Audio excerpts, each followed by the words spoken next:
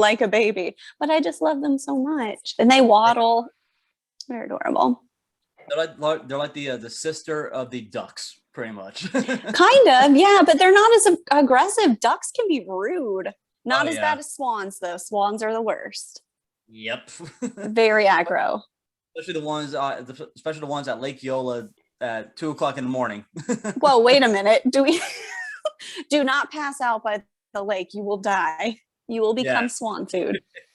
It's very dangerous. Scott, would you like to weigh in on the most aggressive bird you've met? You and you're hungry. No. Damn. You're not wrong, though. I'm so glad that we're recording this. Okay, I got to get my screen share ready. Yeah, I was. I'm talking with sex coach Erica, trying to figure out when she can come on with us. That'll be a fun episode. That's exciting. Only one participant. Scott has a small presentation he'd like to share with us. Well, I'm so bad at. Hold on. Man, I'm back in school all over again. Yeah, Come on, Scott. I know, right? Jeez, I feel like I'm sitting through lecture. All right, today, class, we're going to be learning about... I just want to share my desktop. All right, class, today we're going to learn the diaphragm of a penguin. All right. Oh, I would love that. I would be way more interested in that than the classes I'm taking now. Good God. Oh wait, never mind. We're gonna learn the diaphragm of a roller coaster. See how a roller coaster actually works. Scott, I see that you've started to screen share. Yeah. So that's progress. Okay, I don't know. Scott, the wheels are falling off. I know. I don't know technology. Hold on. I gotta. Wheels on the bus. Let me get rid of. Are falling off. Don't be assholes.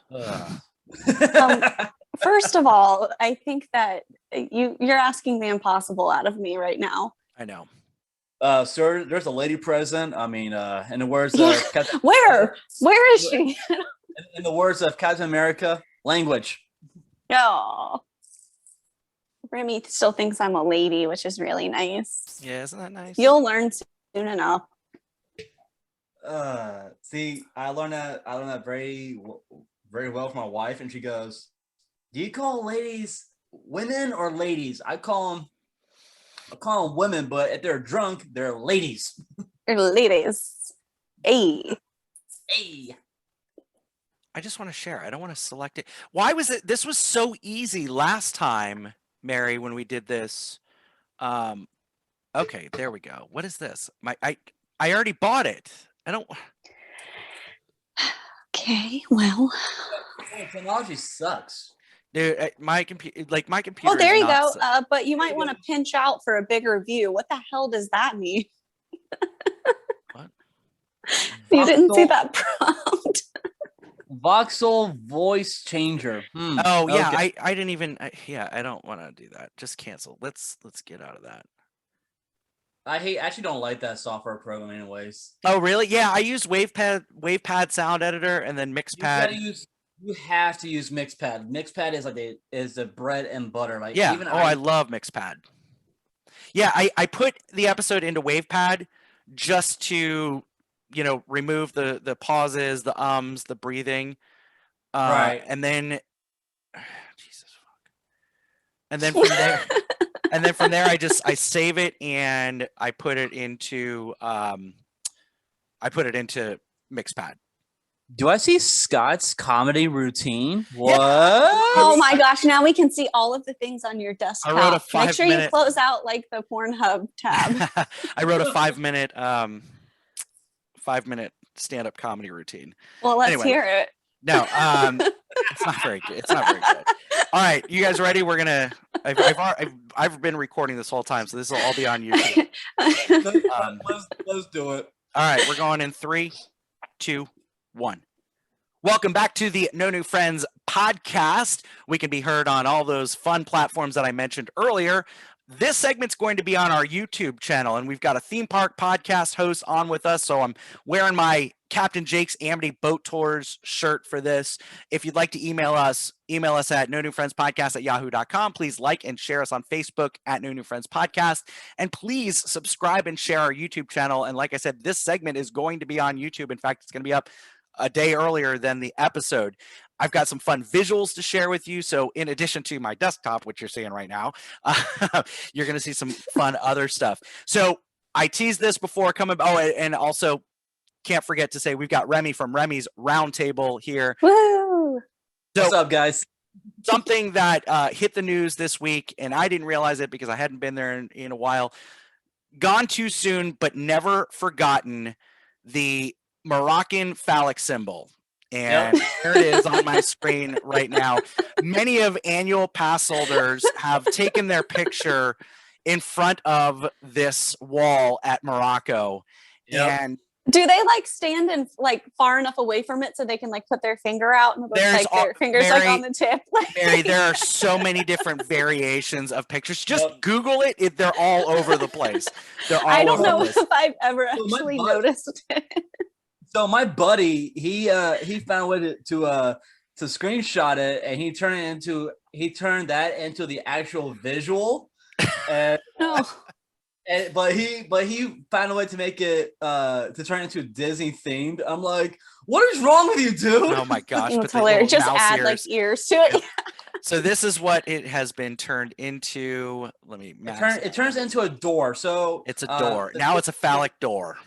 So it's not phallic anymore. It's just rounded. Well, yeah. I mean, you can still see a little bit. You can still see a little bit of it, but not as much. But the Disney Imagineers team, they said that Disney is a family-oriented park, so we cannot have any sexual visuals on Disney property. Look at the Little Mermaid cover. I mean, but also, how do you make a family? Is exactly. It's educational. Yeah, you know what this is it's some Karens that have complained about people taking pictures because the kids are going, oh, why are they taking a picture of that wall? And then they have to explain it. It's a little I wouldn't have it. I would literally be like, well, son, it looks like a penis, and people think that's funny. And he would probably say, yeah, that is hilarious. I would have said, honey, that's that's a rocket ship. You know what the astronauts go into? It's that thing right there. Well, you're a better parent than I am. Exactly. Too bad there wasn't a fountain up at the top. Anyway, no, that's too much. That's too much. That's too much. Too much. So gone, but what never is wrong forgotten. With you? The phallic symbol in Morocco at Epcot. Epcot will never be the same. Can you clip in like into the road here or something? Although we've gone to the end of the road. All right, that's enough. Okay, that's enough. Fine. That's all good. right. So the gone but never forgotten, the phallic symbol at Disney's Epcot Morocco Pavilion. Now, it got me thinking, obviously the theme parks go through their cycles where every couple of years they get rid of some attractions. And before the show, I surveyed my wife, I surveyed Mary and myself, and then Remy, you're going to surprise us with your list. And we have the list of the top, our top 5 defunct attractions. Okay. So let me bring this up real quick, and I say real quick, but my computer is terrible. Okay, so this is my wife's list, Rachel's list. I guess I could do the slideshow, but I don't want it to automatically go. It to the won't next slide. unless you have. So I have to click it. See, I don't know. Yeah, I don't it's know nothing about no PowerPoint, computers. Scott. I know. I can create it. I just don't know how to exit. See, okay. So this is my wife's list, and I didn't get fancy with the font or anything. So Rachel's list. We're gonna start in reverse order. Her number 5 defunct attractions that she misses the most is Interventions at Epcot. Now, do you remember when you would go into Epcot and you'd make your dinner reservation at one of the nice restaurants? It was like the early version of FaceTime, where you were actually talking to a TV monitor and there was someone, a cast member in a booth somewhere, arranging your dining experience for the evening. And I Yep. miss all the cool. And look, this area of the park they have to update quite frequently because it's all about future stuff. And once it's now present stuff, they got to change it. So It's gotta go. yeah, first it was Communicore, which was all about communications, then Interventions, then just Future World East and West. And now, of course, this is the big construction project that they're doing that should be open in time for the 50th anniversary. But right now, Epcot's a mess. All right, so that's Rachel's number 5. Number 4 on her list, the Great Movie Ride. And I know Mary's got this on her list as well. Too. And it would have been, when I went with my list, I went with different attractions that nobody said before. But the Great Movie Ride, one of the best rides. And it was a longer ride, so you're in AC for so long. And most It was of the so queue lovely. is inside. Oh. Now, they've replaced it with Mickey and Minnie's Runaway Train or Runaway Railroad. Remy, what do you think of that? Have you been on that ride yet? No, I have not, and I'm actually just I'm happy that Disney is recreating a brand new attraction for these families who come out to the parks and visit them.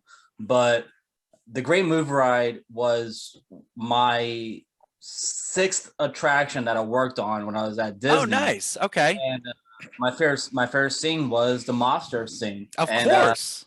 Every shift when I come in, they're like, Remy, you're doing mob scene today. I'm like, thank you. I'll stay here all day if I have to. So awesome. Yeah. Love that ride. Mickey and Minnie's Runaway Train. It's cute and I loved it for a one-time thing. I don't know that I will wait more than 20 minutes for that ride. All it is a downscaled Rise of the Resistance with less elements. I mean, it's a trackless ride. It's cute. It's great for the kids, but and look, Great Movie Ride was way outdated. And I wish they would have just maybe redone some of the scenes, but I guess, they've got geniuses who make these decisions. So that's Rachel's number 4. Number 3, and this is going to surprise you, A Day in the Park with Barney. Yes. It was adorable. I loved that. I got to tell you, I cry every time I go on that attraction. I'll tell you why. When my son was probably like 1, 2, 3 years old. I mean, he was young, on bottle and all that.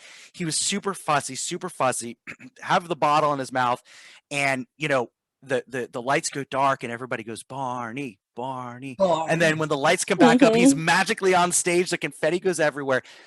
He spit out his bottle and starts just dancing, and I lose it. I absolutely lose it. So I can't experience that attraction without crying.